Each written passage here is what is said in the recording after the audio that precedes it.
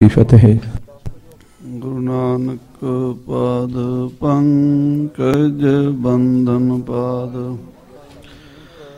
सिमरो अंगद दुख निकंदन, अमरदास गुर हृदय त्याओ हृदय। श्री गुरु रामदास गुण गाओ, गुरु अर्जन विघ्नन के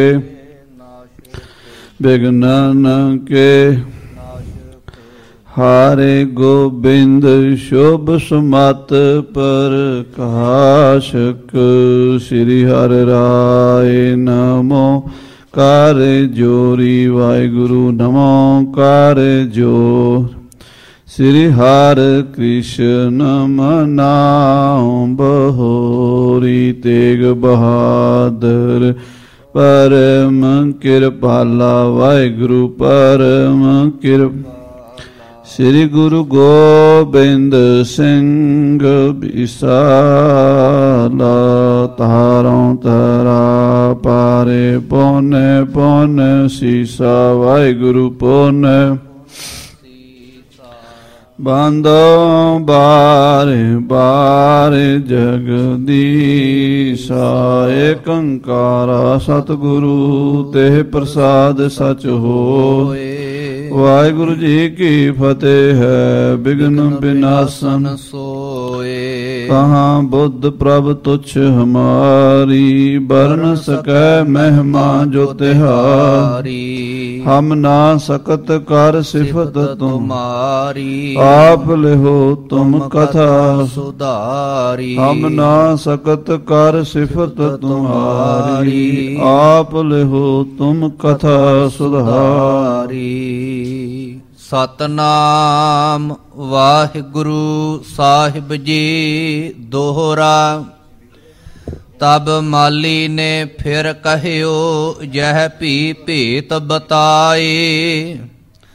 पातशाहन औ गुरन को परियो बैर जित पाए। वाहिगुरु जी का खालसा, वाहिगुरु जी की फतेह। गरीब नवाज अंतरजामी सच्चे पातशाह जी दे साजे नवाजे होए गुरु खालसा जी महाराज सच्चे पातशाह जी दे चरनां विच संध्या दे दीवान सजे हन। और ढाडी ਸਿੰਘਾਂ ਤੋਂ पंथ ਦੇ महान विद्वान ਗਿਆਨੀ ਕੁਲਜੀਤ ਸਿੰਘ ਜੀ ਦਿਲਬਰ ਦੇ ਜਥੇ ਪਾਸੋਂ 6ਵੇਂ ਪਾਤਸ਼ਾਹ ਮਹਾਰਾਜ ਮੀਰੀ ਪੀਰੀ ਦੇ ਮਾਲਕ ਦਾ ਇਤਿਹਾਸ ਸਰਵਣ ਕੀਤਾ ਹੈ। ਹਰ ਰੋਜ਼ ਸੰਧਿਆ ਦੇ ਦੀਵਾਨਾਂ ਵਿੱਚ ਗੁਰਪੰਥ ਪ੍ਰਕਾਸ਼ ਜੀ ਦੀ ਕਥਾ ਚੱਲ ਰਹੀ ਹੈ। ਮਹਾਨ ਸ਼ਹੀਦਾਂ ਦਾ ਪਰਿਵਾਰ ਹੈ। ਭਾਈ ਸਾਹਿਬ ਭਾਈ ਮਤਾਬ ਸਿੰਘ ਜੀ ਦੇ ਪੋਤਰੇ ਭਾਈ ਰਤਨ ਸਿੰਘ ਜੀ ਭੰਗੂ, ਜਿਨ੍ਹਾਂ ਨੇ ਇਹ ਗ੍ਰੰਥ ਸ੍ਰੀ ਗੁਰੂ ਪੰਥ ਪ੍ਰਕਾਸ਼ ਉਸ ਸਮੇਂ ਲਿਖਿਆ ਸੀ ਜਦੋਂ ਅੰਗਰੇਜ਼ਾਂ ਨੂੰ ਗਲਤ ਫਹਿਮੀ ਪਾਈ ਗਈ। ਮੌਕੇ ਦੇ ਬਾਦਸ਼ਾਹ ਸ਼ਾਹ ਆਲਮ ਨੇ ਗੌਰ ਅਲੀ ਨੇ ਕਿਹਾ ਕਿ ਸਿੱਖ ਤੇ ਜਰੈਮ ਪੇਸ਼ਾ ਲੋਕ ਨੇ, ਇਹ ਤਾਂ ਡਾਕੇ ਮਾਰਦੇ ਸੀਗੇ ਤੇ ਅਸੀਂ ਇਹਨਾਂ ਨੂੰ ਰਾਜ ਦਿੱਤਾ ਹੈ। ਇਹ ਕੋਈ ਬਹੁਤ ਚੰਗੇ ਵਧੀਆ ਬੰਦੇ ਨਹੀਂ ਨੇ ਔਰ ਇਹਨਾਂ ਦਾ ਇਤਿਹਾਸ ਵੀ ਕੋਈ ਵਧੀਆ ਨਹੀਂ। ਪੰਥ ਦੀ ਇਹ ਬਦਖੋਈ ਜਦੋਂ ਉਸ ਅੰਗਰੇਜ਼ ਦੇ ਸਾਹਮਣੇ ਕੀਤੀ ਤਾਂ ਅੰਗਰੇਜ਼ਾਂ ਨੇ ਤਸਦੀਕ ਕਰਨ ਵਾਸਤੇ ਕੈਪਟਨ ਮਰੀ ਦੀ ਡਿਊਟੀ ਲਾਈ। ਉਹ ਭਾਈ ਸਾਹਿਬ ਭਾਈ ਰਤਨ ਸਿੰਘ ਜੀ ਦੇ ਸੰਪਰਕ 'ਚ ਆ ਚੁੱਕਾ ਹੈ ਤੇ ਭਾਈ ਰਤਨ ਸਿੰਘ ਜੀ ਉਸ ਨੂੰ ਸਾਰੇ ਸਵਾਲਾਂ ਦਾ ਜਵਾਬ ਦੇ ਰਹੇ ਨੇ। ਮੁੱਖ ਸਵਾਲ ਇਹ ਹੈ, ਸਿੰਘਨ ਪਾਇਓ ਰਾਜ ਕਿਮ। ਉਹ ਕਹਿੰਦੇ ਦੀਨੋਂ ਪਾਤਸ਼ਾਹ ਹੈ, ਸਿੰਘਾਂ ਨੇ ਰਾਜ ਕਿਵੇਂ ਪਾਇਆ, ਕਿਹੜੇ ਬਾਦਸ਼ਾਹ ਨੇ ਉਹਨਾਂ ਨੂੰ ਪਟਾ ਲਿਖ ਕੇ ਦਿੱਤਾ। ਭਾਈ ਰਤਨ ਸਿੰਘ ਜੀ ਕਹਿੰਦੇ ਸਿੰਘਨ ਪਾਤਸ਼ਾਹੀ ਸਤਿਗੁਰੂ ਸੱਚੇ ਦੇਈ, ਸਾਨੂੰ ਸ੍ਰੀ ਗੁਰੂ ਨਾਨਕ ਸਾਹਿਬ ਮਹਾਰਾਜ ਨੇ ਰਾਜ ਦਿੱਤਾ, ਸੱਚੇ ਪਾਤਸ਼ਾਹ ਨੇ ਰਾਜ ਦਿੱਤਾ।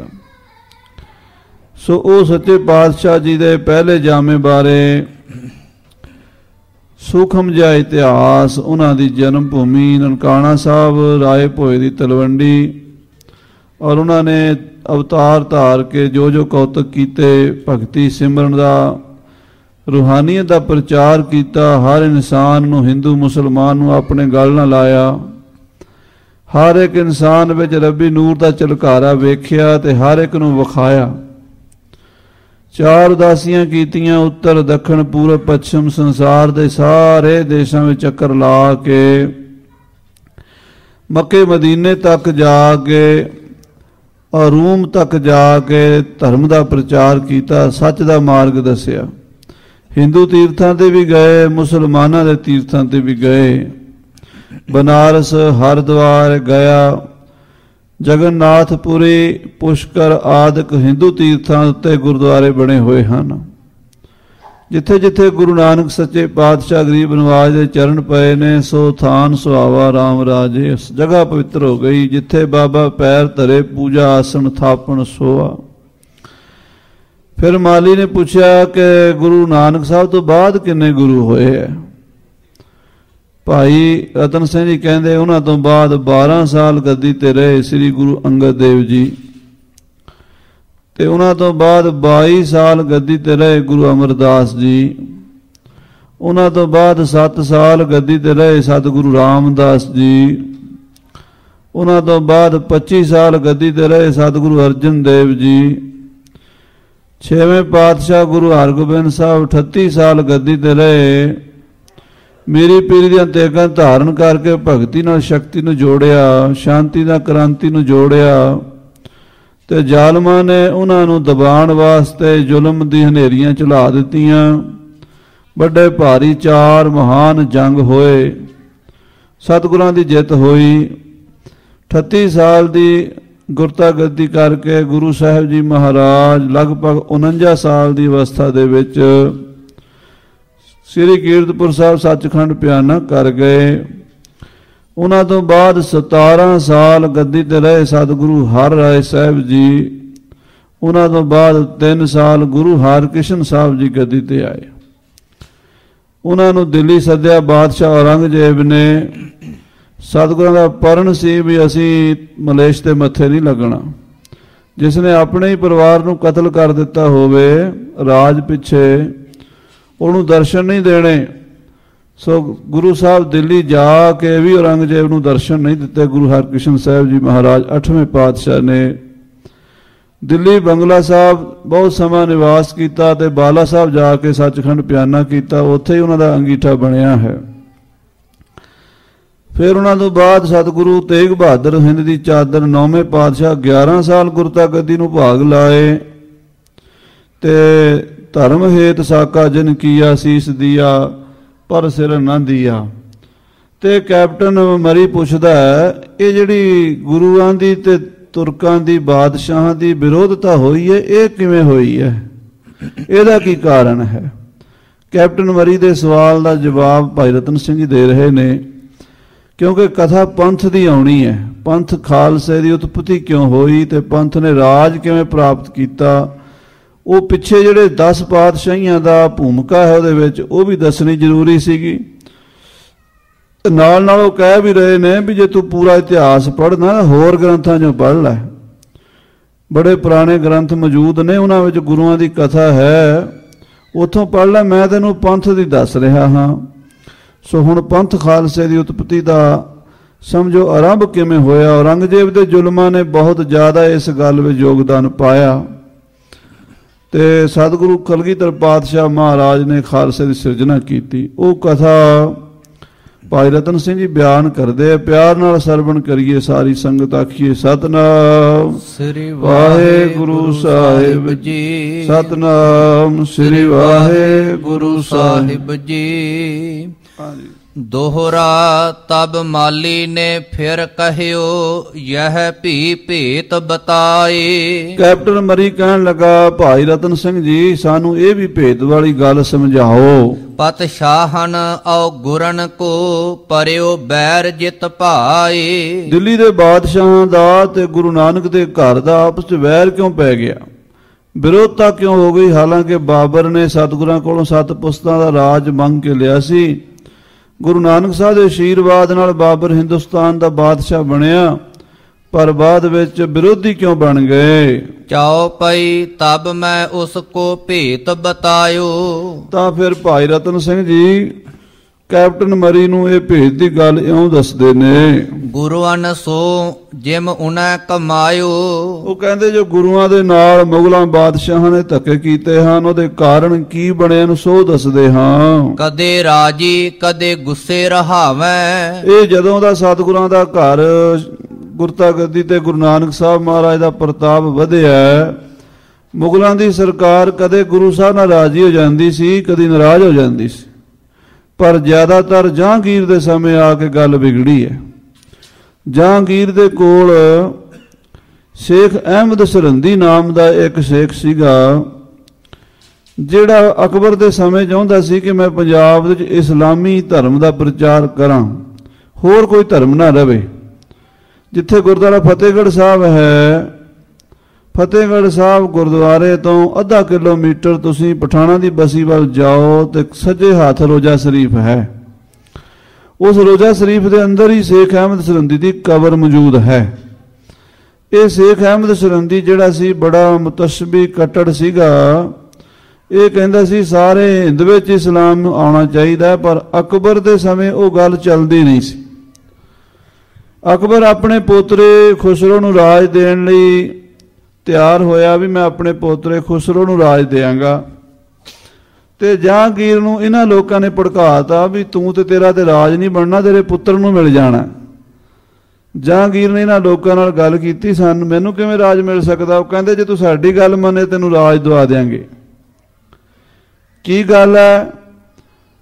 ਸ਼ੇਖ ਅਹਿਮਦ ਸਰਹੰਦੀ ਨੇ ਕਿਹਾ ਜੇ ਤੂੰ ਬਾਦਸ਼ਾਹ ਬਣ ਗਿਆ ਤੇ ਤੈਨੂੰ ਜਿਹੜੇ ਰੋੜੇ ਹਨ ਇਸਲਾਮ ਦੇ ਰਸਤੇ ਵਿੱਚ ਚੁਗਣੇ ਪੈਣਗੇ। ਯਾਨੀ ਜਿਹੜੇ ਲੋਕ ਇਸਲਾਮ ਦਾ ਪ੍ਰਚਾਰ ਕਰਨ ਵਿੱਚ ਦਿੱਕਤ ਖੜੀ ਕਰ ਰਹੇ ਨੇ, ਉਹਨਾਂ ਦਾ ਇਸ਼ਾਰਾ ਸੀ ਗੁਰੂ ਅਰਜਨ ਦੇਵ ਜੀ ਵੱਲ। ਗੁਰੂ ਅਰਜਨ ਦੇਵ ਜੀ ਦੇ ਬਹੁਤ ਸਾਰੇ ਮੁਸਲਮਾਨ ਵੀ ਸੇਵਕ ਬਣ ਗਏ ਸਨ। ਸੁਖਮਨੀ ਸਾਹਿਬ ਪੜ੍ਹਨ ਲੱਗ ਪਏ, ਖੁਦ ਸਾਈਂ ਮੀਆਂ ਮੀਰ ਜੀ ਪੜ੍ਹਨ ਲੱਗ ਪਏ ਬਾਣੀ।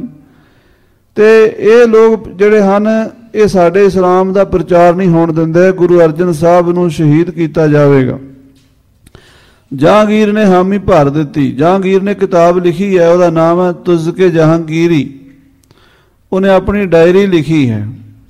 ਉਹ ਜਹਾਂਗੀਰ ਦੀ ਜਿਹੜੀ ਜ਼ਿੰਦਗੀ ਹੈ ਉਹਦੇ ਵਿੱਚ ਉਹਨੇ ਲਿਖਿਆ ਹੈ ਵੀ ਗੋਇੰਦਵਾਲ ਦੇ ਕਿਨਾਰੇ, ਬਿਆਸਾ ਦੇ ਕਿਨਾਰੇ ਗੋਇੰਦਵਾਲ ਨਗਰ ਦੇ ਵਿੱਚ ਅਰਜਨ ਮਲ ਨਾਮੀ ਗੁਰੂ ਰਹਿੰਦਾ ਸੀ, ਜੋ ਆਪਣੇ ਆਪ ਨੂੰ ਬੜਾ ਸ਼ੇਖ ਤੇ ਬੜਾ ਸੰਤ ਤੇ ਪੀਰ ਕਹਾਉਂਦਾ ਸੀ। ਔਰ ਪੀਰਾਂ ਦੇ ਲਿਬਾਸ ਵਿੱਚ ਮਹਾਂਪੁਰਸ਼ਾਂ ਦੇ ਰੂਪ ਵਿੱਚ ਉਹਨੇ ਆਪਣੀ ਝੂਠ ਦੀ ਦੁਕਾਨ 3-4 ਪੁਸਤਾਂ ਤੋਂ ਚਲਾਈ ਹੋਈ ਸੀ, ਤੇ ਮੇਰੇ ਕੋਲ ਸ਼ਿਕਾਇਤਾਂ ਪਹੁੰਚ ਰਹੀਆਂ ਸਨ ਤੇ ਮੈਂ ਉਸ ਦੁਕਾਨੇ ਬਾਤਲ ਨੂੰ ਬੰਦ ਕਰਨਾ ਚਾਹੁੰਦਾ ਸੀ। ਅਚਾਨਕ ਖੁਸਰੋ ਗੋਇੰਦਵਾਲ ਤੋਂ ਲੰਘਿਆ ਤੇ ਗੁਰੂ ਅਰਜਨ ਨੇ ਉਹਦੇ ਮੱਥੇ ਤੇ ਤਿਲਕ ਲਾ ਕੇ ਉਹਨੂੰ ਹਿੰਦੁਸਤਾਨ ਦਾ ਬਾਦਸ਼ਾਹ ਹੋਣ ਦਾ ਵਰਦਾਨ ਦਿੱਤਾ। ਇਸ ਗੱਲ ਦੀ ਜਦੋਂ ਮੇਰੇ ਕੋਲ ਸ਼ਿਕਾਇਤ ਆਈ ਤਾਂ ਮੈਂ ਗੁਰੂ ਅਰਜਨ ਨੂੰ ਗ੍ਰਿਫਤਾਰ ਕਰਨ ਦਾ ਹੁਕਮ ਮੁਰਤਜ਼ਾ ਖਾਨ ਨੂੰ ਦੇ ਕੇ ਉਹਦੇ ਬਾਲ ਬੱਚੇ ਨੂੰ ਤੇ ਉਹਦੇ ਘਰ ਘਾਟ ਨੂੰ ਜ਼ਬਤ ਕਰਨ ਦਾ ਹੁਕਮ ਦਿੱਤਾ।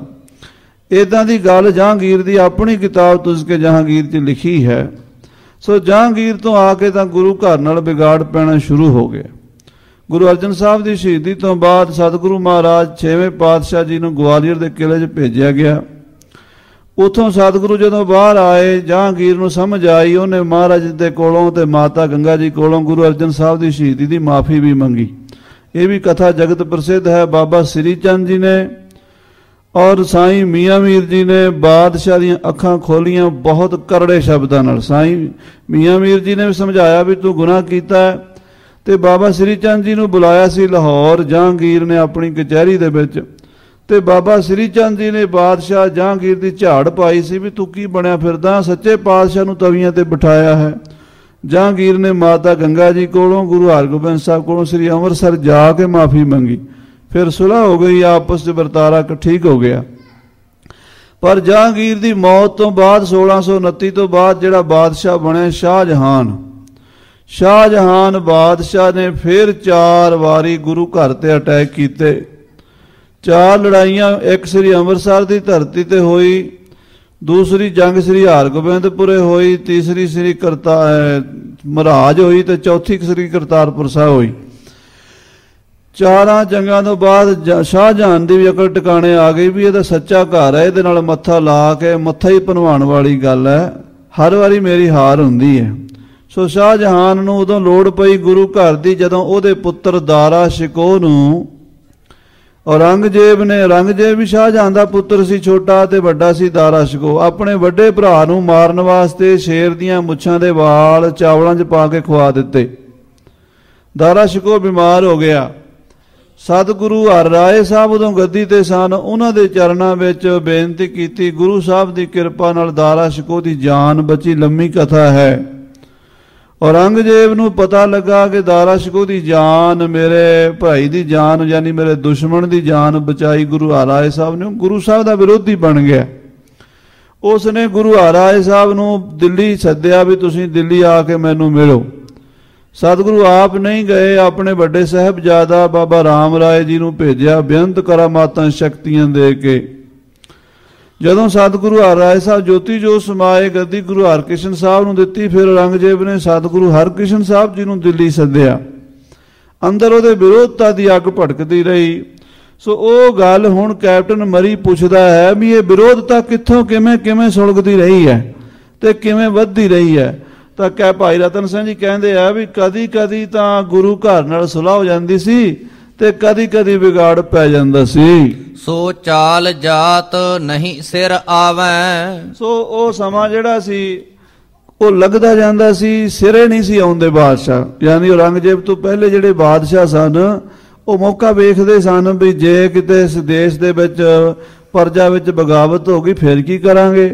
ਗੁਰੂ ਨਾਨਕ ਦਾ ਘਰ ਬੜਾ ਉੱਚਾ ਹੈ, ਸੁੱਚਾ ਹੈ, ਵੱਡਾ ਹੈ। ਇਸ ਕਰਕੇ ਰਾਜਨੀਤੀ ਦੇ ਪੱਖ ਤੋਂ ਬਾਦਸ਼ਾਹ ਲੋਕ ਜਿਹੜੇ ਸਨ ਮੌਕਾ ਵਿਚਾਰ ਲੈਂਦੇ, ਸਿਰੇ ਨਹੀਂ ਸੀ ਆਉਂਦੇ। ਰਾਜਨ ਔਰੰਗੇ ਸਿਰ ਜਬ ਆਇਓ। ਜਦੋਂ ਬਾਦਸ਼ਾਹ ਔਰੰਗਜ਼ੇਬ 1658 ਵਿੱਚ ਹਿੰਦੁਸਤਾਨ ਦਾ ਬਾਦਸ਼ਾਹ ਬਣਿਆ, ਵੱਡੋ ਪਾਪ ਉਸ ਕੈ ਦਿਲ ਭਾਇਓ। ਉਹਦੇ ਦਿਲ ਵਿੱਚ ਪਾਪ ਦੀ ਬਿਰਤੀ ਆ ਗਈ। ਇਤ ਨੌਰੰਗ ਉਤ ਤੇਗ ਬਹਾਦਰ। ਇਧਰ ਔਰੰਗਜ਼ੇਬ ਗੱਦੀ ਤੇ ਆ ਗਿਆ ਤੇ ਉਧਰ ਸਤਿਗੁਰੂ ਤੇਗ ਬਹਾਦਰ ਸਾਹਿਬ ਜੀ ਮਹਾਰਾਜ 9ਵੇਂ ਪਾਤਸ਼ਾਹ ਗੱਦੀ ਤੇ ਆ ਗਏ। ਭਏ ਜਗਤ ਮੈਂ ਦੋ ਉਜਾਗਰ। ਇਹ ਪ੍ਰਗਟ ਹੋ ਗਏ ਗੁਰੂ ਨਾਨਕ ਦੀ ਗੱਦੀ ਤੇ ਗੁਰੂ ਤੇਗ ਬਹਾਦਰ ਹਨ, ਦਿੱਲੀ ਦੇ ਤਖਤ ਤੇ ਔਰੰਗਜ਼ੇਬ ਹੈ। ਦੋਹਰਾ ਹੁਤੋ ਨੌਰੰਗੇ ਪ੍ਰਾਨ ਕੀਓ ਤਖਤ ਬਹਿਨ ਸੋ ਕਾਲ। ਕਹਿੰਦੇ ਔਰੰਗਜ਼ੇਬ ਨੇ ਤਖਤ ਤੇ ਬਹਿਣ ਲੱਗਿਆ ਇਹ ਪਰਨ ਕਰ ਲਿਆ। ਤੁਰਕ ਕਰਾਉ ਸਭ ਹਿੰਦੂਆਂ ਸੂਬੇ ਬਾਈਨ ਭਾਲ। ਬਾਦਸ਼ਾਹ ਔਰੰਗਜ਼ੇਬ ਨੇ ਇਹ ਪਰਨ ਕੀਤਾ ਵੀ ਬੰਗਲਾਦੇਸ਼ ਤੋਂ ਲੈ ਕੇ ਜਿੱਥੋਂ ਤੱਕ ਮੇਰਾ ਰਾਜ ਹੈ, ਕਾਬਲ ਕੰਧਾਰ ਤੱਕ ਮੈਂ ਸਾਰਾ ਹਿੰਦੁਸਤਾਨ ਮੁਸਲਮਾਨ ਬਣਾ ਦੇਣਾ ਹੈ। ਚਾਓ ਪਈ ਤੇਗ ਬਹਾਦਰ ਬੜ ਬਲ ਧਾਰੀ। ਸਤਿਗੁਰੂ ਤੇਗ ਬਹਾਦਰ ਸਾਹਿਬ ਜੀ ਮਹਾਪੁਰਸ਼, ਬੜੀ ਬਲੀ ਪੁਰਸ਼ ਆਤਮਾ ਸਨ। ਪ੍ਰਗਟ ਭਈ ਗੱਲ ਦੁਨੀਆ ਸਾਰੀ। ਉਹਨਾਂ ਦੀ ਮਹਿਮਾ ਵੀ ਜਗਤ ਵਿੱਚ ਪ੍ਰਗਟ ਹੋ ਗਈ। ਜਾਂ ਪੈ ਆਏ ਪਰੈ ਕੋ ਦੁੱਖ। ਜਿਹਦੇ ਉੱਤੇ ਵੀ ਕੋਈ ਦੁੱਖ ਆਉਂਦਾ ਸੀ, ਕੋਈ ਮੁਸੀਬਤ ਆਉਂਦੀ ਸੀ, ਪਰੈ ਚਰਨ ਮੈਂ ਹੋਵੈ ਸੁਖ। ਗੁਰੂ ਤੇਗ ਬਹਾਦਰ ਸਾਹਿਬ ਦੀ ਸ਼ਰਨ ਚ ਆ ਜਾਂਦੇ ਸੀ ਤੇ ਗੁਰੂ ਸਾਹਿਬ ਉਹਨਾਂ ਦੇ ਦੁੱਖ ਦੂਰ ਕਰ ਦਿੰਦੇ ਸੀ। ਦੁਨੀਆ ਮਤਲਬ ਸੁਖ ਕੀ ਸਾਰੀ। ਇਹ ਦੁਨੀਆ ਸਾਰੀ ਸੁਖ ਦੀ ਹੈ, ਮਤਲਬ ਦੀ ਹੈ। ਸੁਖ ਮਿਲਣਾ ਚਾਹੀਦਾ ਜਿੱਥੋਂ ਮਰਜ਼ੀ ਮਿਲ ਜਾਵੇ। ਜਿੱਥੇ ਸੁਖ ਮਿਲਦਾ ਸਾਰੇ ਉੱਥੇ ਭੱਜ ਕੇ ਜਾਂਦੇ ਨੇ। ਆਵੈ ਸ਼ਰਣੀ ਜਿਹ ਭੈ ਹਾਰੀ। ਜਿਸ ਘਰ ਵਿੱਚ ਆ ਕੇ ਬੰਦੇ ਦਾ ਡਰ ਦੂਰ ਹੁੰਦਾ ਹੋਵੇ, ਜਿੱਥੇ ਜਾ ਕੇ ਚਿੰਤਾ ਮੁਕਤ ਹੋਈਏ, ਉੱਥੇ ਸਾਰੇ ਜਾਂਦੇ ਨੇ। ਲਗਤ ਚਰਨ ਹੋਏ ਤੁਰਤ ਸੁਖਾਰੈ। ਗੁਰੂ ਤੇਗ ਬਹਾਦਰ ਸਾਹਿਬ ਮਹਾਰਾਜ ਦੀ ਮਹਿਮਾ ਬਸਰ ਗਈ ਵੀ ਜਿਹੜਾ ਪੈਰੀ ਪੈਂਦਾ ਉਹ ਹੀ ਸੁਖੀ ਹੋ ਜਾਂਦਾ ਹੈ। ਪ੍ਰਗਟ ਭਈ ਜਹ ਗੱਲ ਜਗ ਸਾਰੈ। ਇਹ ਗੱਲ ਸਾਰੇ ਜਗਤ ਵਿੱਚ ਪ੍ਰਗਟ ਹੋ ਗਈ। ਦੋਹਰਾ ਚੱਲੀ ਕਹਾਵਤ ਸਭ ਜਗੈ ਜਹ ਸਾਚੋ ਅਵਤਾਰ। ਇਹ ਗੱਲ ਸਾਰੇ ਜਗਤ ਵਿੱਚ ਚੱਲ ਪਈ ਵੀ ਇਹ ਕੋਈ ਸੱਚੇ ਅਵਤਾਰ ਮਹਾਪੁਰਸ਼ ਹਨ।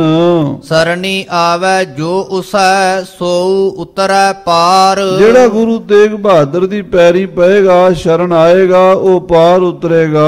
ਚਾਉ ਪਈ ਤਾਉ ਲਓ ਤੁਰਕਨ ਪਾਇਓ ਜੋਰ। ਉਧਰੋਂ ਤੁਰਕਾਂ ਨੇ ਔਰੰਗਜ਼ੇਬ ਬਾਦਸ਼ਾਹ ਨੇ ਜ਼ੋਰ ਪਾ ਦਿੱਤਾ।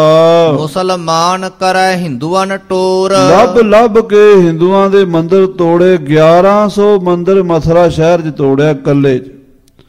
ਮਥੁਰਾ, ਪੁਸ਼ਕਰ, ਅਜਮੇਰ, ਜਿੰਨੇ ਸਥਾਨ ਸੀਗੇ ਔਰੰਗਜ਼ੇਬ ਨੇ ਸਾਰੇ ਹਿੰਦੂਆਂ ਦੇ ਢਾਹ ਦਿੱਤੇ। ਭਗਵਾਨ ਸ੍ਰੀ ਕ੍ਰਿਸ਼ਨ ਜੀ ਮਹਾਰਾਜ ਦੀ ਜਨਮ ਭੂਮੀ ਹੈ ਮਥੁਰਾ ਮੰਡਲ ਕੇ ਵਿਖੇ ਪ੍ਰਗਟਿਓ ਸ੍ਰੀ ਜਗ ਰਾਏ। ਜਿੱਥੇ ਭਗਵਾਨ ਦਾ ਜਨਮ ਹੋਇਆ ਉਹ ਜਨਮ ਭੂਮੀ ਵੀ ਮੰਦਰ ਢਾਹ ਕੇ ਤੇ ਉੱਥੇ ਮਸਜਿਦ ਬਣਾਤੀ ਔਰੰਗਜ਼ੇਬ ਨੇ। ਕਾਸ਼ੀ ਦੇ ਅੰਦਰ ਭਗਵਾਨ ਵਿਸ਼ਵਨਾਥ ਜੀ ਦਾ ਪ੍ਰਾਚੀਨ ਮੰਦਰ ਹੈ ਸ਼ਿਵ ਜੀ ਦਾ, ਔਰੰਗਜ਼ੇਬ ਨੇ ਢਾਹ ਕੇ ਉੱਥੇ ਮਸਜਿਦ ਬਣਾ ਦਿੱਤੀ। ਹੋਰ ਬੜੇ ਬੜੇ ਪੁਰਾਣੇ ਪੁਸ਼ਕਰ ਬ੍ਰਹਮਾ ਦਾ ਪੁਰਾਣਾ ਮੰਦਰ, ਬਹੁਤ ਪੁਰਾਣਾ ਮੰਦਰ ਹੈ, ਉਹ ਵੀ ਢਾਹ ਕੇ 130 ਫੁੱਟ ਉੱਚਾ ਮੰਦਰ ਢਾਹ ਕੇ ਮਿੱਟੀ 'ਚ ਮਿਲਾ ਦਿੱਤਾ। ਤੀਰਥ ਪੁਸ਼ਕਰ ਨੂੰ ਪੂਰਨ ਦਾ ਵੀ ਯਤਨ ਕੀਤਾ, ਬੇਅੰਤ ਪਾਪ ਕੀਤੇ ਔਰੰਗਜ਼ੇਬ ਨੇ। ਤੋ ਹਿੰਦੂਆਂ ਕੋ ਚਿੰਤਾ ਪਰੀ, ਹਿੰਦੂਆਂ ਨੂੰ ਚਿੰਤਾ ਪੈ ਗਈ ਹੁਣ ਕੀ ਕਰੀਏ, ਆਪਣਾ ਧਰਮ ਕਿਵੇਂ ਬਚਾਈਏ। ਮਸਲਤ ਇਉ ਤਬ ਹਿੰਦੂਆਂ ਕਰੀ, ਹਿੰਦੂਆਂ ਨੇ ਉਹ ਸਲਾਹ ਕੀਤੀ ਹੁਣ ਇਸ ਤਰ੍ਹਾਂ ਕਰੀਏ, ਗੱਲ ਲਗਾਈਏ ਬ੍ਰਾਹਮਣ ਸੀਸ। ਆਪਾਂ ਬਾਹਮਣਾਂ ਦੇ ਸਿਰ ਗਲ ਪਾ ਦਈਏ। ਬਾਹਮਣ ਸਾਡੇ ਗੁਰੂ ਨੇ, ਸਾਡੇ ਤੋਂ ਪੂਜਾ ਲੈ ਕੇ ਖਾਂਦੇ ਨੇ, ਇਹਨਾਂ ਦੇ ਸਿਰ ਪਾ ਦਿੰਨੇ ਆ, ਇਹ ਆਪੇ ਨਜਿੱਠ ਲੈਣਗੇ। ਜੋ ਉਨਕੇ ਕਛ ਮੰਨੈ ਜਗਦੀਸ਼, ਜੇ ਉਹਨਾਂ ਦੀ ਪ੍ਰਮਾਤਮਾ ਵੀ ਕਹਿੰਦੇ ਸੁਣਦਾ ਤੇ ਬਾਦਸ਼ਾਹ ਵੀ ਸੁਣੇਗਾ ਹੀ। ਹਿੰਦੂ ਗਰੀਬਨ ਨੈ ਹੱਥ ਜੋੜੈ, ਉਹ ਵਿਚਾਰੇ ਹਿੰਦੂ ਗਰੀਬ ਬੇਬਸ ਹਨ, ਕਿਉਂਕਿ ਪ੍ਰਜਾ ਰਾਜੇ ਦੇ ਸਾਹਮਣੇ ਬੇਬਸ ਹੁੰਦੀ ਹੈ, ਕੋਈ ਚਾਰਾ ਨਹੀਂ ਚੱਲਦਾ ਲੋਕਾਂ ਦਾ।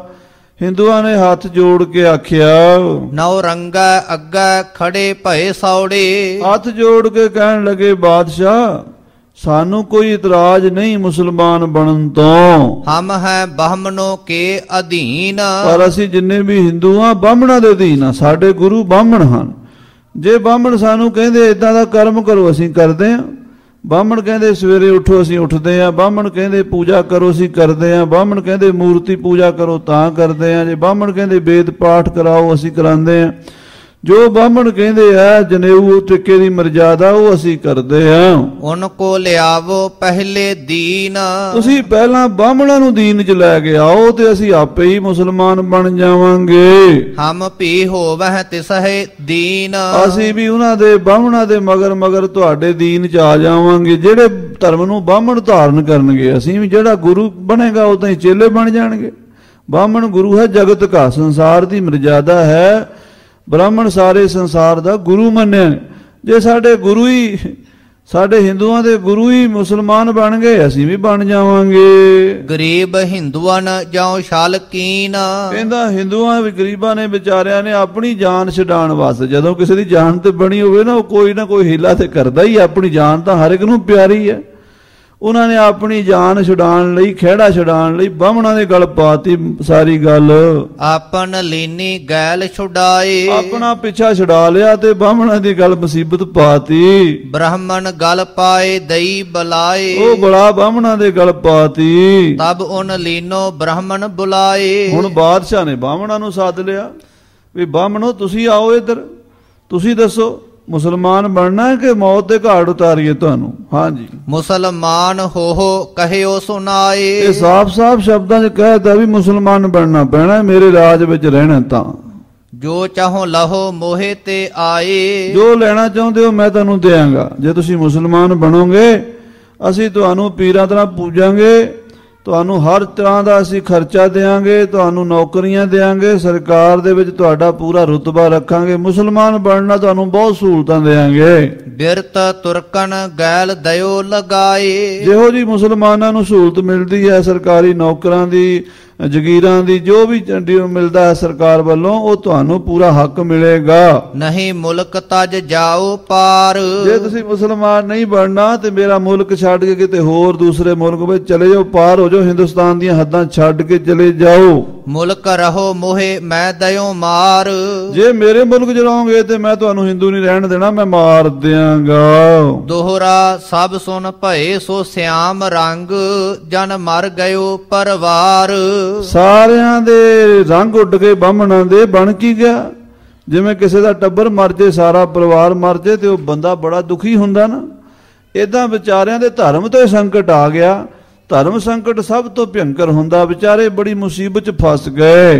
ਇੱਕ ਦਿਸ਼ ਹੋਏ ਤਜਾਏ ਤਜ, ਜਾਈਏ ਕਹਾਂ ਸੰਸਾਰ। ਕਹਿੰਦੇ ਜੇ ਇੱਕ ਪਾਸੇ ਕੋਈ ਛੋਟੀ ਮੋਟੀ ਰਿਆਸਤ ਹੁੰਦੀ ਔਰੰਗਜ਼ੇਬ ਦੀ, ਅਸੀਂ ਦੂਜੀ 'ਚ ਜਾ ਕੇ ਰਹਿ ਜਾਂਦੇ। ਹੁਣ ਚੜ੍ਹਦੇ ਤੋਂ ਸ਼ਿਵਤੇ ਤੱਕ ਇਹਦਾ ਰਾਜਾ, ਜਾਈਏ ਤੇ ਜਾਈਏ ਕਿੱਥੇ? ਨਾ ਅਸੀਂ ਚੀਨ ਵਿੱਚ ਜਾ ਸਕਦੇ ਹਾਂ, ਨਾ ਅਰਬ ਵੱਲ ਜਾ ਸਕਦੇ ਹਾਂ, ਕਿਉਂਕਿ ਇੱਕ ਪਾਸੇ ਚੀਨ ਦੀ ਹੱਦ ਸੀਗੀ ਤੇ ਦੂਜੇ ਪਾਸੇ ਮੱਕੇ ਤੱਕ ਮੁਸਲਮਾਨਾਂ ਦਾ ਰਾਜ ਸੀਗਾ।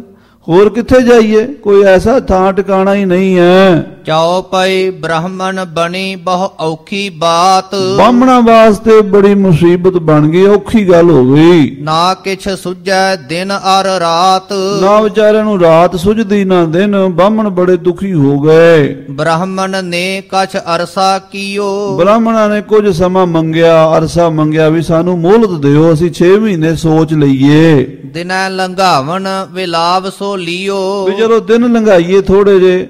ਸ਼ੇਰ ਅਫਗਾਨ ਸੂਬਾ ਕਸ਼ਮੀਰ ਨੂੰ ਵੀ ਕਿਹਾ ਵੀ ਸਾਨੂੰ 6 ਮਹੀਨੇ ਦੇ ਦਿਓ। ਲਾਗੈ ਕਰਨ ਸੋ ਤਪ ਅਰ ਜਾਪ, ਉਹ ਵਿਚਾਰੇ ਹੁਣ ਕੋਈ ਚਾਰਾ ਹੀ ਨਹੀਂ ਸੀ। ਜਦੋਂ ਬੰਦਾ ਸਾਰੇ ਪਾਸੋਂ ਬੇਬਸ ਹੋ ਜਾਂਦਾ ਨਾ, ਫਿਰ ਰੱਬ ਦਾ ਆਸਰਾ ਤੱਕਦਾ। ਫਿਰ ਮਾਲਾ ਲੈ ਕੇ ਰੱਬ ਰੱਬ ਕਰਨ ਲੱਗੇ, ਰਾਮ ਰਾਮ ਜਪਣ ਲੱਗੇ। ਦੇਵਤਾ ਨਾ ਜਾਗੇ ਸਿਰ ਰਹੇ ਖਾਪ, ਬੜਾ ਸਿਰ ਖਪਾਇਆ ਵੀ ਕੋਈ ਦੇਵਤਾ ਹੀ ਪ੍ਰਗਟ ਹੋ ਜਾਏ, ਕੋਈ ਦੇਵਤਾ ਸਾਨੂੰ ਦਰਸ਼ਨ ਦੇ ਕੇ ਕਲਯੁਗ ਦੇ ਵਿੱਚ ਸਾਡੀ ਬਾਹ ਫੜ ਲਵੇ। ਤਬ ਚੁਗਲਨ ਨਾ ਚੁਗਲੀ ਬਣਾਈ, ਤਾਂ ਚੁਗਲਖੋਰਾਂ ਨੇ ਚੁਗਲੀਆਂ ਕੀਤੀਆਂ ਬਾਦਸ਼ਾਹ ਕੋਲ। ਕਰਤ ਹੈ ਬ੍ਰਾਹਮਣ ਜਾਦੂ ਉਪਾਈ, ਉਹ ਕਹਿੰਦੇ ਬਾਦਸ਼ਾਹ ਤੂੰ ਇਹਨਾਂ ਨੂੰ ਟਾਈਮ ਦਿੱਤਾ ਹੋਇਆ, ਇਹ ਤੇ ਜਾਦੂ ਕਰ ਰਹੇ ਆ, ਇਹਦੇ ਤੁਹਾਡਾ ਰਾਜ ਖਤਮ ਕਰਨੀ ਟੂਣੇ ਕਰ ਦੇਵੇ। ਉਹਦਾ ਵਿਚਾਰੇ ਆਪਣੀ ਜਾਨ ਬਚਾਉਣ ਨੂੰ ਭਗਤੀ ਕਰਦੇ ਸੀ ਵੀ ਰੱਬ ਕੋਈ ਕਿਸੇ ਪਾਸਿਓਂ ਬੌੜ ਪਵੇ, ਪਰ ਚੁਗਲਖੋਰ ਕਿੱਥੇ ਬਾਜ ਆਉਂਦੇ। ਚੁਗਲਖੋਰ ਨਾ ਚੁਗਲੀਓਂ ਬਾਜ ਆਉਂਦੇ, ਗੱਲ ਕਹਿੰਦਿਆਂ ਕਹਿੰਦਿਆਂ ਕਹਿ ਜਾਂਦੇ। ਉਹਨਾਂ ਨੇ ਬਾਦਸ਼ਾਹ ਦੇ ਕੰਨਾਂ 'ਚ ਹੋਰ ਗੱਲ ਪਾਤੀ, ਇਹ ਆ ਜਿਹੜੇ ਮੰਤਰ ਜੰਤਰ ਜਪਦੇ ਪਏ ਨਾ 6-6 ਮਹੀਨਿਆਂ ਤੋਂ, ਇਹ ਤੇ ਤੁਹਾਡਾ ਰਾਜ ਪਲਟਾ ਕਰਨਾ ਚਾਹੁੰਦੇ, ਜਾਦੂ ਟੂਣਾ ਕਰਦੇ ਹਿੰਦੂ ਲੋਕ। ਦੋਹਰਾ ਜਹ ਸੁਨ ਸ਼ਾਹੇ ਨਉ ਰੰਗ ਤਬ ਭਇਓ ਅਤੀ ਸੈ ਕੋਪ, ਇਹ ਸੁਣ ਕੇ ਔਰੰਗਜ਼ੇਬ ਨੂੰ ਅੱਗ ਲੱਗ ਗਈ। ਹੈ ਮੈਂ ਤੇ ਇਹਨਾਂ ਨੂੰ ਟਾਈਮ ਦਿੱਤਾ ਸੀ ਸੋਚ ਲੈਣ, ਤੇ ਇਹ ਤੇ ਮੇਰੇ ਨਾਲ ਹੀ ਧੋਖਾ ਕਰਨ ਲੱਗੇ ਹਿੰਦੂ। ਕਾਸ਼ਮੀਰ ਮੈਂ ਹਿੰਦੂਆਂ ਕਾ ਜਿਉ ਕਰਿਓ ਧਰਮ ਉਨ ਲੋਪ, ਉਹਨੇ ਆਰਡਰ ਦੇਤਾ ਵੀ ਕਸ਼ਮੀਰ ਦੇ ਵਿੱਚ ਜਿੰਨੇ ਬ੍ਰਾਹਮਣ ਨੇ ਪਹਿਲਾਂ ਇਹਨਾਂ ਨੂੰ ਮਾਰਿਆ ਜਾਵੇ, ਕਿਉਂਕਿ ਕਸ਼ਯਪ ਰਿਸ਼ੀ ਹੋਏ ਨੇ ਬ੍ਰਹਮਾ ਦੇ ਪੁੱਤਰ। ਉਹਨਾਂ ਨੇ ਕਸ਼ਮੀਰ ਦੇਸ਼ ਵਸਾਇਆ। ਕਸ਼ਮੀਰ ਦਾ ਜੋ ਅਰਥ ਕਰੀਏ ਨਾ ਤਾਂ ਉਹ ਵਿਦਵਾਨਾਂ ਨੇ ਕੀਤਾ ਕਸ਼ਯਪ ਦੀ ਨਗਰੀ, ਕਸ਼ਯਪ ਦਾ ਇਲਾਕਾ।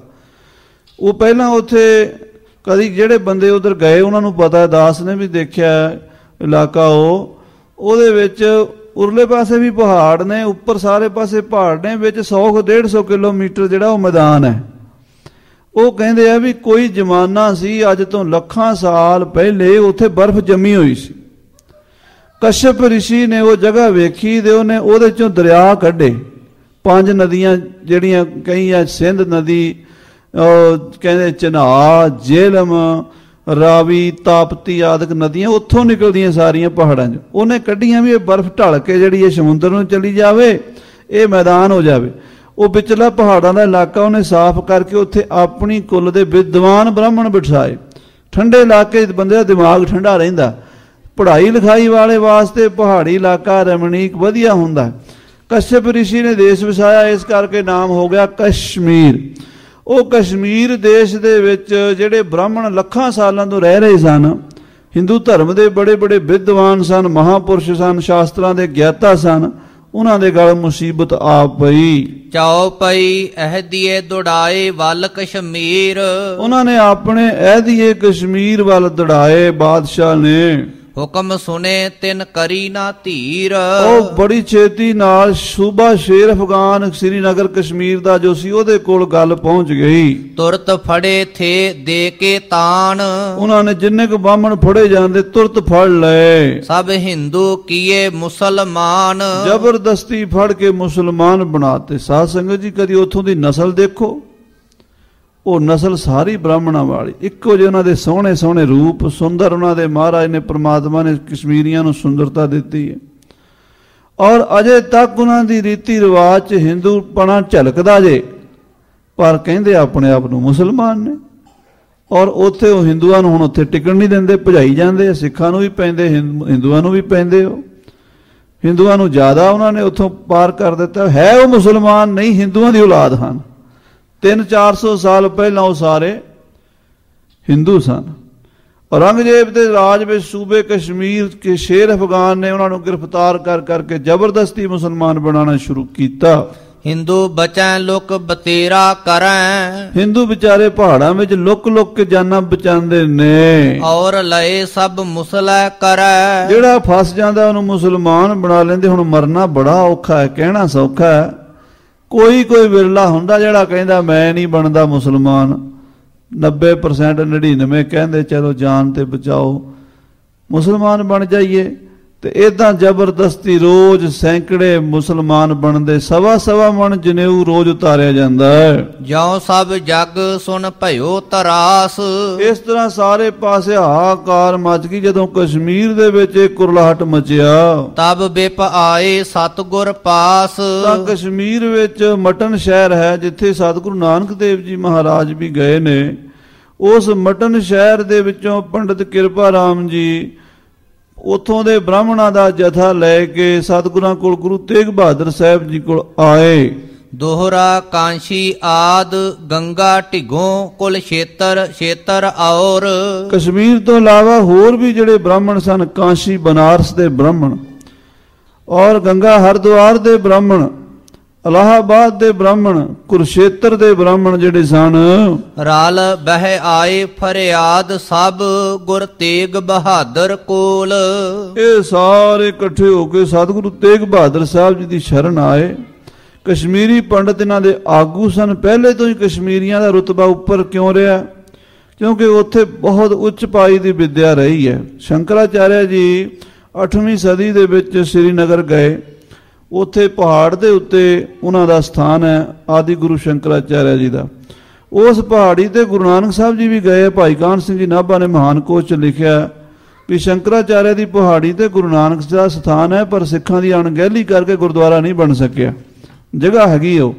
ਸੋ ਖਾਲਸਾ ਜੀ ਉੱਥੇ ਸ਼ੰਕਰਾਚਾਰਿਆ ਨੇ ਪ੍ਰਚਾਰ ਕੀਤਾ ਬੜੇ ਹੋਰ ਰਿਸ਼ੀ ਮੁਨੀ ਉੱਥੇ ਗਏ ਸੈਂਕੜੇ ਸਦੀਆਂ ਤੋਂ ਉਹ ਧਰਮ ਦਾ ਕੇਂਦਰ ਰਿਹਾ ਉਹ ਬ੍ਰਾਹਮਣ ਅੱਗੇ ਲੱਗੇ ਹਨ ਚਾਉ ਪਈ ਆਏ ਬ੍ਰਾਹਮਣ ਸਭ ਐਸ ਪੁਕਾਰੇ ਸਾਰੇ ਬ੍ਰਾਹਮਣ ਆ ਕੇ ਸਤਿਗੁਰੂ ਤੇਗ ਬਹਾਦਰ ਸਾਹਿਬ ਦੇ ਚਰਨਾਂ 'ਚ ਏਦਾਂ ਪੁਕਾਰ ਕੀਤੀ ਸਤਿਗੁਰ ਸੁਨੇ ਆਏ ਤੁਮ ਦੁਆਰੇ ਇਹ ਮਹਾਰਾਜ ਤੁਹਾਡੀ ਸੋਭਾ ਸੁਣ ਕੇ ਮਹਿਮਾ ਸੁਣ ਕੇ ਅਸੀਂ ਤੁਹਾਡੇ ਦਰ ਤੇ ਆਏ ਹਾਂ ਹੇ ਛਤਰੀ ਤੁਮ ਬ੍ਰਹਮ ਉਜਾਗਰ ਇਹ ਮਹਾਰਾਜ ਤੁਸੀਂ ਛਤਰੀ ਧਰਮ ਦੇ ਰਾਖੇ ਹੋ ਛਤਰੀ ਧਰਮ ਹੈ ਤੁਹਾਡਾ ਤੇ ਬ੍ਰਾਹਮਣਾਂ ਦੀ ਰੱਖਿਆ ਛਤਰੀ ਕਰਦੇ ਆਏ ਜੈਸੇ ਮਹਾਰਾਜ ਕਲਗੀਧਰ ਪਾਤਸ਼ਾਹ ਜੀ ਨੇ ਲਿਖਿਆ ਨਾ ਛਤਰੀ ਸਭੈ ਕਿਰਤ ਵਿਪਨ ਕੇ ਇਹਨੂੰ ਪ੍ਰਗਟਾਸ਼ ਕਿਰਪਾ ਕੇ ਨਿਹਾਰੋ ਜਦੋਂ ਬ੍ਰਾਹਮਣ ਰੁੱਸ ਗਿਆ ਸੀ ਨਾ ਤੇ ਮੈਨੂੰ ਦਾਨ ਨਹੀਂ ਪਹਿਲਾਂ ਦਿੱਤਾ ਖਾਲਸੇ ਨੂੰ ਪਹਿਲਾਂ ਕਿਉਂ ਦੇ ਦਿੱਤਾ ਤੇ ਮਹਾਰਾਜ ਕਹਿੰਦੇ ਪੰਡਿਤ ਜੀ ਇਹ ਜਿਹੜੇ ਛਤਰੀ ਸ਼ਸਤਰ ਧਾਰੀ ਸੂਰਬੀਰ ਨੇ ਤੁਹਾਡੇ ਹੀ ਰੱਖੇ ਹਨ ਤੇ ਜੇ ਤੁਸੀਂ ਨਾ ਬਾਲੋ ਕੈਰੀ ਨਿਗਾਹ ਕਰੋਗੇ ਤੁਹਾਡੀ ਰੱਖਿਆ ਕੌਣ ਕਰੇਗਾ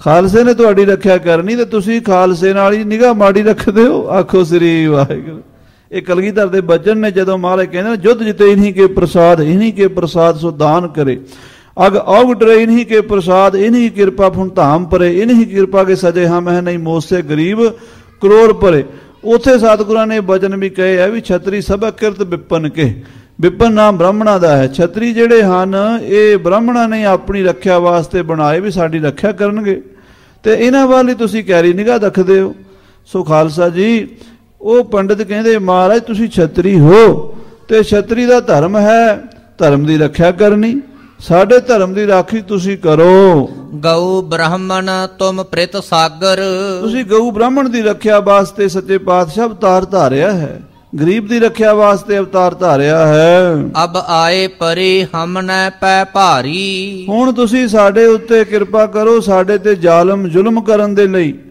ਔਰੰਗਜ਼ੇਬ ਸਾਡੇ ਸਿਰ ਤੇ ਚੜਿਆ ਹੋਇਆ ਹੈ ਅਬ ਹਮਕੋ ਤੁਮ ਲਹੋ ਉਬਾਰੀ ਹੁਣ ਸਾਨੂੰ ਕਿਰਪਾ ਕਰਕੇ ਬਚਾ ਲਓ ਤੁਮ ਨਾਨਕ ਸਤਿਗੁਰ ਕਲ ਧਾਰੀ ਤੁਸੀਂ ਗੁਰੂ ਨਾਨਕ ਸਾਹਿਬ ਦਾ ਰੂਪ ਹੋ ਜੋ ਪਰਮੇਸ਼ਰ ਦਾ ਅਵਤਾਰ ਸ੍ਰਿਸ਼ਟੀ ਤੇ ਆਏ ਨੇ ਰਾਖੋ ਹਿੰਦੂਆਂ ਹਿੰਦ ਮਝਾਰੀ ਹਿੰਦੂ ਧਰਮ ਦੀ ਰਾਖੀ ਕਰੋ ਮਹਾਰਾਜ ਹਿੰਦੂ ਧਰਮ ਦਾ ਬੇੜਾ ਡੁੱਬਦਾ ਬੰਨੇ ਲਾਓ ਹਿੰਦੂ ਹਿੰਦੂ ਨਿਰਬੀਜ ਹੈ ਕਰਨੇ। ਕਿਉਂਕਿ ਔਰੰਗਜ਼ੇਬ ਨੇ ਹਿੰਦੁਸਤਾਨ ਵਿੱਚੋਂ ਹਿੰਦੂਆਂ ਦਾ ਬੀਜ ਨਾਸ ਕਰ ਦੇਣਾ ਹੈ। ਸ਼ਾਹੇ ਨੌਰੰਗਾ ਜੋ ਲਿਖ ਬਰਨੇ। ਬਾਦਸ਼ਾਹ ਔਰੰਗਜ਼ੇਬ ਇਹ ਗੱਲ ਡੰਕੇ ਦੀ ਚੋਟ ਤੇ ਕਹਿ ਰਿਹਾ ਹੈ। ਤੁਰਕ ਪ੍ਰਥਮ ਹੈ ਬਾਹਮਣ ਕਰਨੇ। ਪਹਿਲਾਂ ਉਹਨੇ ਬਾਹਮਣਾਂ ਨੂੰ ਮੁਸਲਮਾਨ ਬਣਾਉਣਾ, ਬਾਕੀ ਹਿੰਦੂਆਂ ਨੂੰ ਫਿਰ ਬਾਅਦ ਵਿੱਚ ਬਣਾਏਗਾ।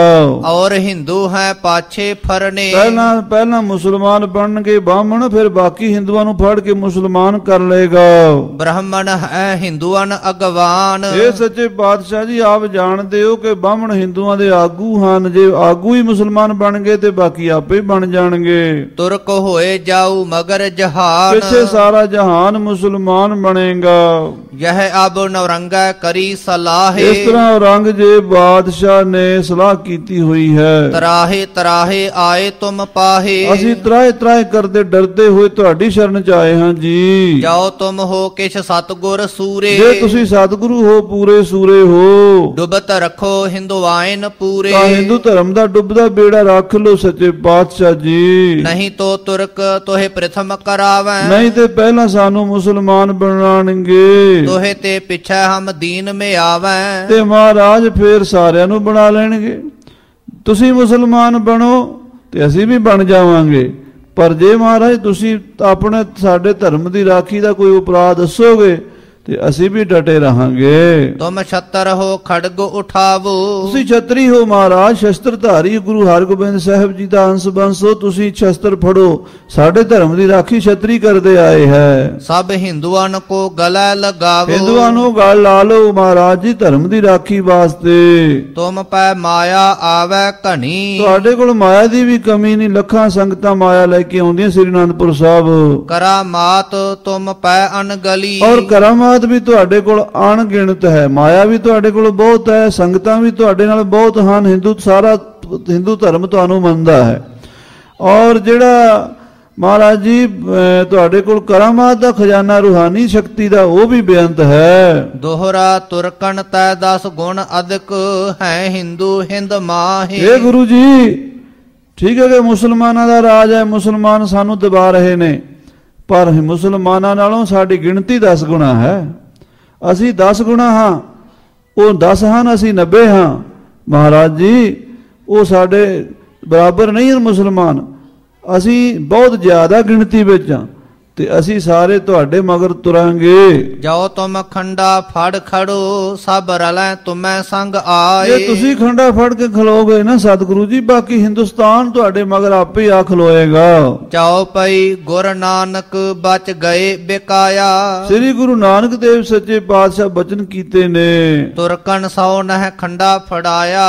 ਮਹਾਰਾਜ ਸੱਚੇ ਪਾਤਸ਼ਾਹ ਜੀ ਨੇ ਤੁਰਕਾਂ ਨੂੰ ਖੰਡਾ ਨਹੀਂ ਫੜਾਇਆ। ਤੁਰਕ ਗਲੇ ਗਲੇ ਹਮ ਸੀਸ। ਇਹ ਤੁਰਕਾਂ ਨੂੰ ਅਸੀਂ ਆਪਣੇ ਸੀਸ ਦੇ ਕੇ ਗਾਲਾਂਗੇ। ਬਚਨ ਗੁਰੂ ਨਾਨਕ ਸਾਹਿਬ ਜੀ ਕਹੇ ਸਨ। ਜੋ ਕਰ ਗਏ ਸਤਿਗੁਰ ਬਖਸ਼ੀਸ਼। ਇਹ ਬਖਸ਼ਿਸ਼ ਕਰਕੇ ਬਾਦਸ਼ਾਹ ਨੂੰ, ਬਾਬਰ ਨੂੰ ਰਾਜ ਦੇਣ ਲੱਗਿਆ ਕਹਿ ਗਏ ਵੀ ਅਸੀਂ ਆਪਣੇ ਸੀਸ ਦੇ ਕੇ ਰਾਜ ਵਾਪਸ ਲੈ ਲਵਾਂਗੇ। ਦੋਹਰਾ ਜੇਕਰ ਤੁਮਰੋ ਭਲ ਭਵੇ ਸਿਰ ਦੇਤ ਨਾ ਲਾਵੇਂ ਬੇਰ। ਇਹ ਮਹਾਰਾਜ ਜੀ ਜੇ ਤੁਸੀਂ ਸਾਡਾ ਭਲਾ ਕਰੋ ਤੇ ਸਾਡੇ ਧਰਮ ਦੀ ਰਾਖੀ ਕਰੋ, ਅਸੀਂ ਸੀਸ ਦੇਾਂਗੇ। ਦੇਉ ਤਾਂ ਕੀ ਜਾਏ ਜੜ ਦਰਗਾਹੋਂ ਤੁਰਤ ਉਖੇੜ। ਔਰ ਤੁਰਕਾਂ ਦੀ ਜੜ ਜਿਹੜੀ ਹੈ ਉਹ ਦਰਗਾਹੋਂ ਪੱਟੀ ਜਾਏਗੀ। ਚਾਓ ਪਏ ਤਬ ਬ੍ਰਾਹਮਣ ਕੇ ਮਨ ਜਾਓ ਆਈ। ਜਦੋਂ ਮਹਾਰਾਜ ਸੱਚੇ ਪਾਤਸ਼ਾਹ ਜੀ ਧੰਨ ਗੁਰੂ ਤੇਗ ਬਹਾਦਰ ਸਾਹਿਬ ਜੀ ਇਹ ਬਚਨ ਕੀਤੇ ਤੇ ਮਹਾਰਾਜ ਸੱਚੇ ਪਾਤਸ਼ਾਹ ਗੁਰੂ ਤੇਗ ਬਹਾਦਰ ਸਾਹਿਬ ਕਹਿੰਦੇ ਭਾਈ ਸੀਸ ਦੇ ਕੇ ਧਰਮ ਬਚਣਾ ਹੈ। ਆਖੋ ਸਤਿਨਾਮ ਸ੍ਰੀ ਵਾਹਿਗੁਰੂ।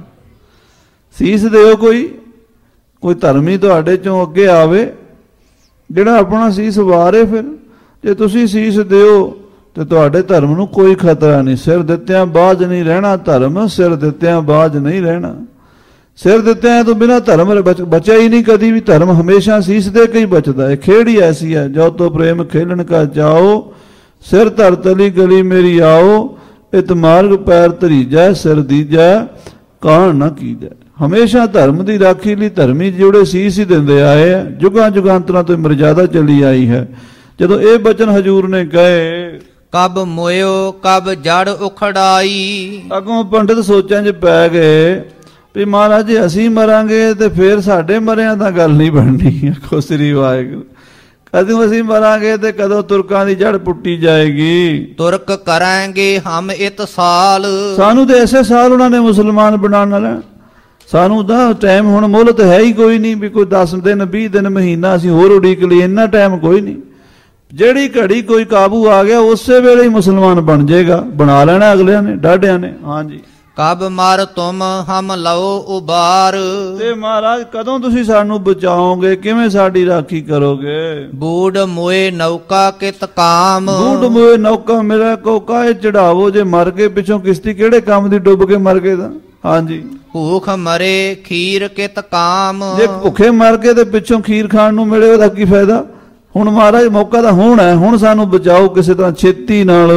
ਪਿਆਸ ਮੋਏ ਫਿਰ ਨੀਰ ਨੂੰ ਲਈਏ। ਪਿਆਸੇ ਮਰ ਗਏ ਪਿੱਛੋਂ ਪਾਣੀ ਨਾਲ ਨਹਾਣ ਦਾ ਕੀ ਫਾਇਦਾ?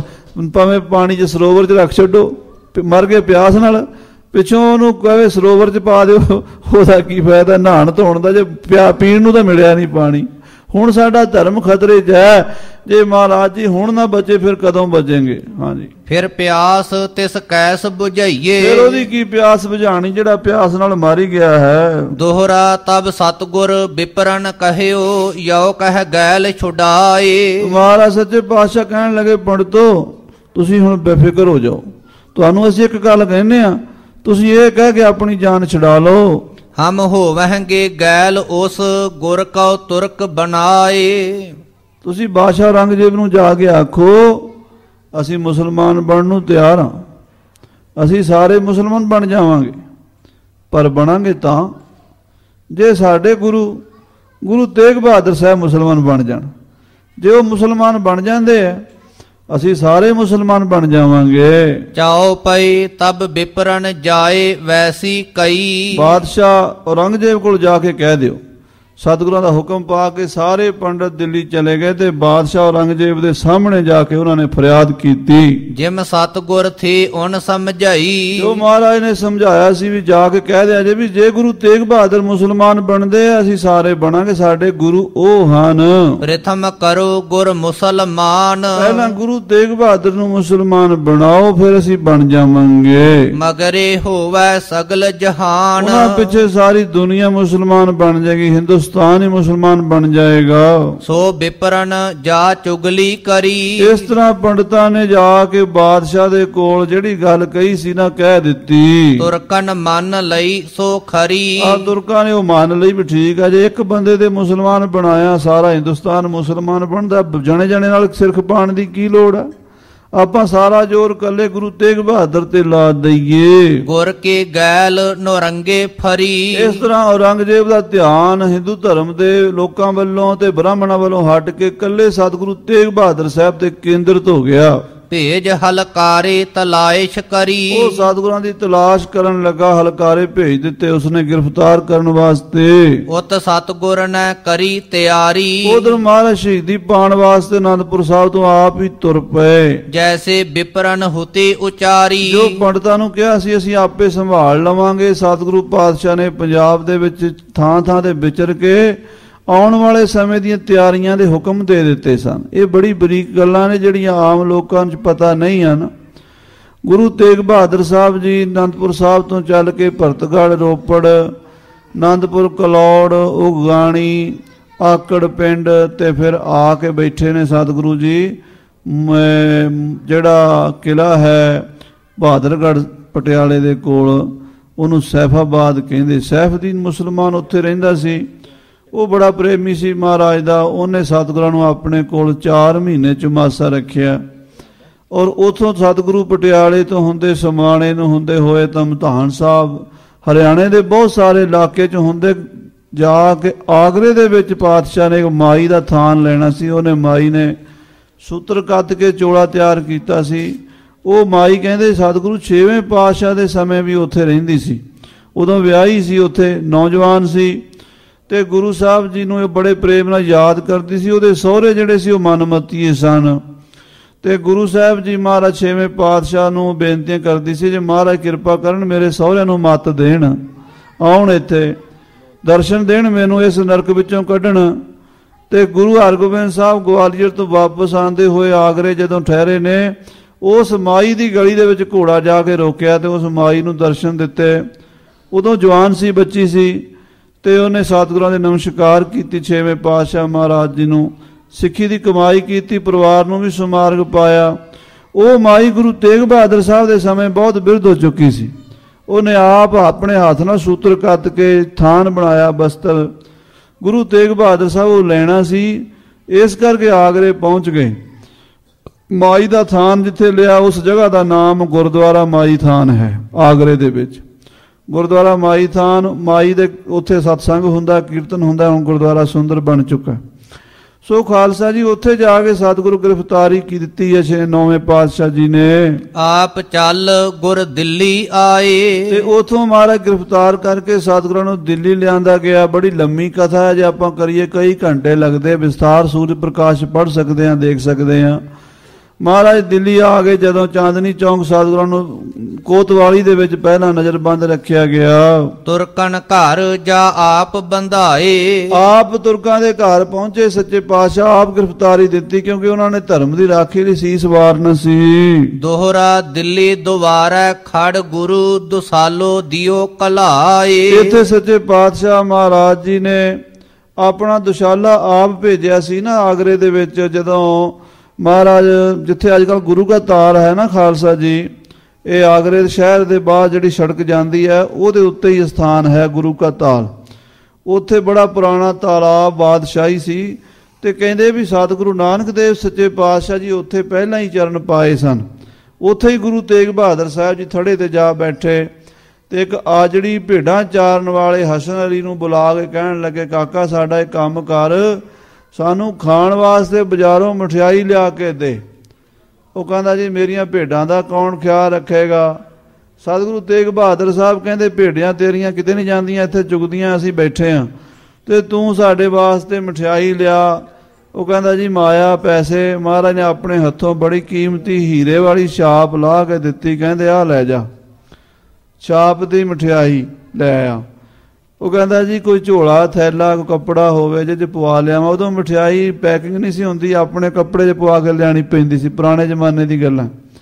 महाराज मोढे तो दुशाला बहुत कीमती 2000 का कहते वो दुशाला सी उस जमाने च, वो दिता, कहते च पवा लियाई। जदों वो लैके तुरया तो पिछों भाई मती दास जी बड़े हैरान हो गए, पुछदे कि महाराज सच्चे पातशाह जी आप तो कदी बाजार की मठियाई खाधी नहीं, ना कदी आप जी ने इहो जे पकवानां दी रस मन विच रखिया, बिरती नहीं रखी। असीं प्रसादा सुखा मिसा बना के दिंदे, तुसीं छक लैंदे हो, अज की गल बाजार तो मठियाई क्यों मंगवा रहे हो। महाराज कहते मती दास जी करतार दे रंग देखी दे हुंदे आ, कौतक वेखो परमेश्वर की करन वाला है। हसन अली जिहड़ा सी साध संगत जी इहदे घर जवान कुड़ी सी और इहने सुनिया सी भी जिहड़ा गुरु तेग बहादुर नूं फड़ाएगा उहनूं 500 रुपया इनाम मिलेगा। तो 500 लखां वर्गा सीगा, बड़ा उस पैसे का बड़ा उदों मुल सी, पर उन्होंने नहीं पता भी मैं किहड़े काम लई जा रहा। यही गुरु तेग बहादुर कहते हसन अली लैके वो दुशाला ते छाप मठियाई की दुकान ते जिहड़ी अज आगरे शहर दे विच चबूतरा है उहदे लागे अजे भी वो दुकानां कहंदे मठियाई दियां, अजे भी उत्थे हलवाइयां दियां दुकानां हन। ते वो चबूतरा जिथे चबूतरे का मतलब है भी चौंकी, पुलिस चौंकी, पुलिस पोस्ट, वो जिहड़ी उत्थे सीगी कोतवाल उत्थे बैठदा सी, नेड़े ही सी हलवाई की दुकान दे। उत्थे जाके उन्हें छाप रख दिती, कहन लगा जी आ छाप लै लो तो ये मठियाई पा दो, क्योंकि वो बेचारा गरीब आदमी सी, उन्हें किहड़ा कदी मठियाई खरीदी सी, बहुत गरीब सी आजड़ी सी। उन्होंने ये पता ही नहीं सी भी छाप का मुल कराईदा, छाप के बाकी पैसे लेने आ जां की करना। उन्हें छाप सीधे जी रख दी, कपड़ा इदां करता। हलवाई देखे भी ये काम चोरां दे कपड़े डांगा दे गज वाली गल बनी पई है, ये कोई चोरी करके लिया, इन्नी महंगी छाप है, हज़ारां रुपया की, इन्ना महंगा कपड़ा है, ये मठियाई पाएगा। उन्हें बाहों फड़ लिया तो जाके कोतवाल को पेश कर दिता, जी आप चोर मेरे को छाप लिया तो दुशाला किते मैनू ना फसा देवे।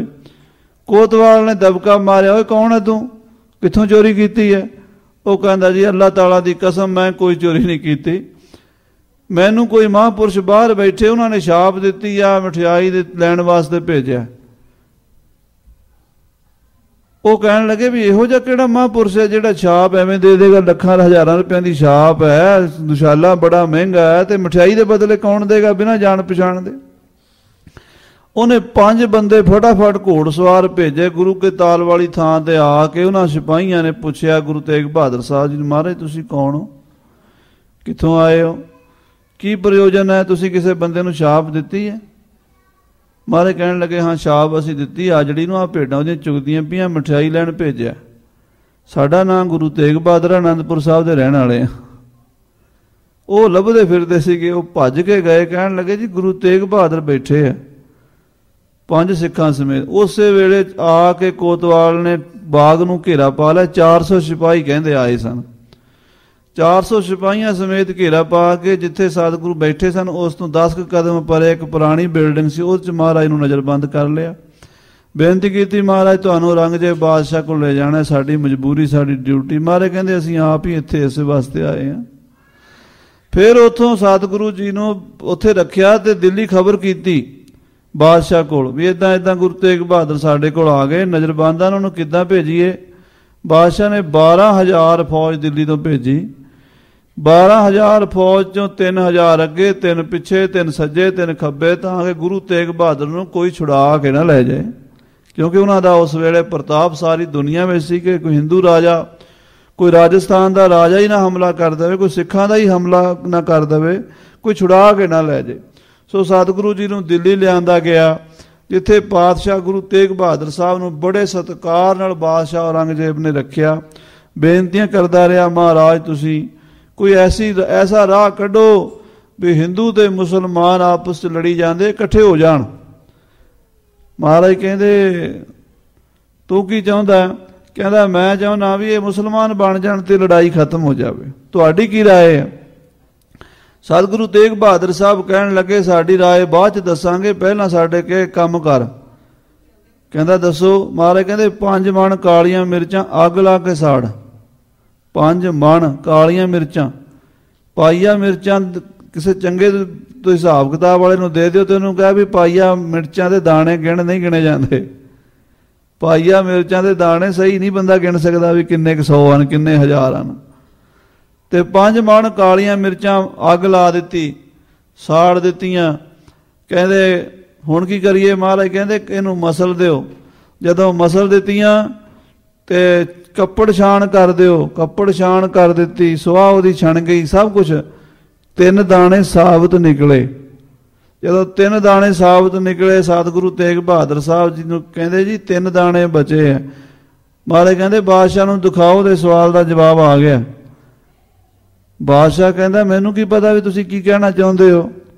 ਮਹਾਰਾਜ ਕਹਿੰਦੇ ਤੂੰ ਤੇ 2 ਤੋਂ 1 ਕਰਨਾ ਚਾਹੁੰਦਾ, 2 ਤੋਂ 1 ਕਰਨਾ ਚਾਹੁੰਦਾ, ਪਰ ਅਕਾਲ ਪੁਰਖ ਪਰਮੇਸ਼ਰ ਨੂੰ ਮਨਜ਼ੂਰ ਹੈ ਦੂਸਰੇ ਦੀ ਥਾਂ ਤੇ ਤੀਸਰਾ ਪੰਥ ਵੀ ਚੱਲਣ ਵਾਲਾ ਹੈ। 2 ਪੰਥ ਮੈਂ ਕਪਟ ਵਿਦਿਆ ਚਲਾਨੀ, ਬਹੁਰ ਤੀਸਰਾ ਪੰਥ ਕੀਜੈ ਪ੍ਰਧਾਨੀ। ਤੀਸਰਾ ਪੰਥ ਖਾਲਸਾ ਪੰਥ ਕਰੋ, ਖਾਲਸਾ ਪੰਥ ਤੀਸਰ ਪ੍ਰਵੇਸ਼ਾ, ਜਗ੍ਹਾ ਸਿੰਘ ਜੋਧੇ ਧਰੈ ਨੀਲ ਭੇਸਾ। ਇਹ ਤੀਸਰਾ ਪੰਥ ਖਾਲਸਾ ਚੱਲਣ ਵਾਲਾ, ਤੂੰ ਤੇ 2 ਤੋਂ 1 ਕਰਨਾ ਚਾਹੁੰਦਾ। ਐਸੇ ਜਵਾਬ ਸੁਣ ਕੇ ਔਰੰਗਜ਼ੇਬ ਨੇ ਸਮਝ ਲਿਆ ਵੀ ਇਹ ਹੁਣ ਮੇਰੀ ਈਨ ਨਹੀਂ ਮੰਨਣਗੇ। ਪਾਤਸ਼ਾਹ ਨੂੰ ਪਿੰਜਰੇ ਵਿੱਚ ਵੀ ਰੱਖਿਆ ਗਿਆ, ਹੋਰ ਵੀ ਬੜੇ ਕਸ਼ਟ ਦਿੱਤੇ। ਅਖੀਰ ਸਾਹਮਣੇ ਭਾਈ ਮਤੀ ਦਾਸ ਜੀ ਵਰਗੇ ਸਿੱਖਾਂ ਨੂੰ ਸ਼ਹੀਦ ਕੀਤਾ ਗਿਆ, ਆਰਿਆਂ ਨਾਲ ਚੀਰ ਕੇ, ਦੇਗਾਂ 'ਚੋਂ ਬਾਲ ਕੇ, ਰੂਈ 'ਚ ਸਾੜ ਕੇ। ਅਡੋਲ ਰਹਿ ਕੇ 11 ਨਵੰਬਰ ਸਨ 1675 ਨੂੰ ਮਹਾਰਾਜ ਸੱਚੇ ਪਾਤਸ਼ਾਹ ਚਾਂਦਨੀ ਚੌਂਕ ਵਿੱਚ ਸੀਸ ਦਿਆ ਪਰ ਸਿਰ ਨਾ ਦਿਆ, ਮਹਾਨ ਸਾਕਾ ਕਰਕੇ ਸ਼ਹੀਦੀ ਪ੍ਰਾਪਤ ਕੀਤੀ। ਉਹ ਸ਼ਹੀਦੀ ਦਾ ਅਸਰ ਹਿੰਦੁਸਤਾਨ ਦੇ ਲੋਕਾਂ ਦੇ ਪਿਆ।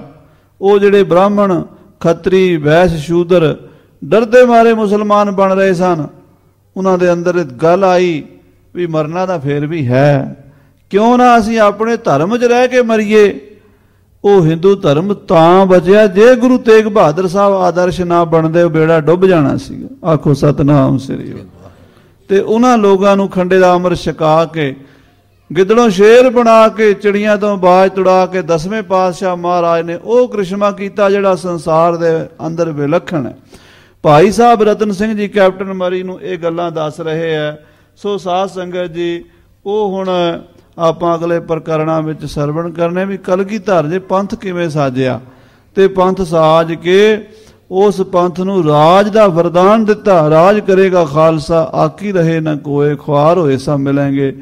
बचे शरण जो होए ਉਸੇ ਪੰਥ ਖਾਲਸੇ ਦਾ ਆਪਾਂ ਇਹ ਸਰੂਪ ਦੇਖ ਰਹੇ ਹਾਂ। ਇਹ ਸਤਿਗੁਰੂ ਕਲਗੀਧਰ ਪਾਤਸ਼ਾਹ ਦੀਆਂ ਬਰਕਤਾਂ, ਗੁਰੂ ਤੇਗ ਬਹਾਦਰ ਸਾਹਿਬ ਦੀ ਸ਼ਹੀਦੀ ਦਾ ਪ੍ਰਤਾਪ ਹੈ। ਇਤਨੇ ਬਚਨ ਪ੍ਰਵਾਨ ਕਰਨੇ। हे गोविंद, हे गोपाल, हे दयाल प्राणनाथ अनाथ सके दीन दर्द निवार। हे समरथ अगम पूर्ण मोहे मया अंधकूप महापयान नानक पार उतार। आए प्रभ शरणागति कृपा निध दयाल। एक अखर हर मन बस्तु नानक होत निहाल। वाहिगुरु नाम जहाज है चढ़े सूत्रे पार। जो श्रद्धा कर सेवंदे गुरु पार उतारन हार। वाहिगुरु नाम जहाज है चढ़े सूत्रे जो श्रद्धा कर सेव